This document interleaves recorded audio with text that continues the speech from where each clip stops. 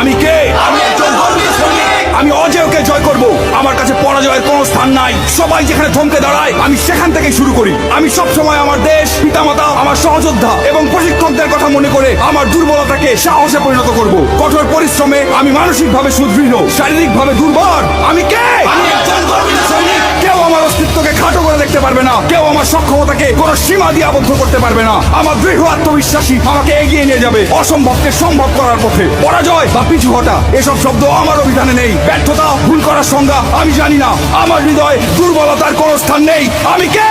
আমি একজন গর্বিত সৈনিক। আমার সাথে আমার সহযোদ্ধারা আছে। ঘাম, রক্ত আর অশ্রু বিসর্জন দিয়ে জীবন বাজি রেখে তারা আমার পাশে থাকবে। আমি কখনোই তাদের শত্রুর সামনে মাথা নিচু হতে দেব না। আমি হাসি মুখে যুদ্ধক্ষেত্রে ঝাঁপিয়ে পড়বো। যুদ্ধক্ষেত্রে আমার উপস্থিতি হবে আক্রমণাত্মক এবং হিংস্র।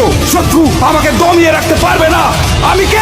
আমি একজন গর্বিত সৈনিক। আমি যুদ্ধক্ষেত্রে শুধু বিজয়ের অর্থ বুঝি। পরিস্থিতি যতই খারাপ হোক না কেন, আমার হাত পা গুলো দুর্বল হয়ে পড়লে আমার মানসিক শক্তি আমার শরীরকে এগিয়ে নিয়ে যাবে। কিন্তু আমি কখনোই আত্মসমর্পণ করব না। আমি সর্বদা আমার দেশের সম্মান, গৌরব এবং মর্যাদা সমুন্নত রাখবো। আমি কে?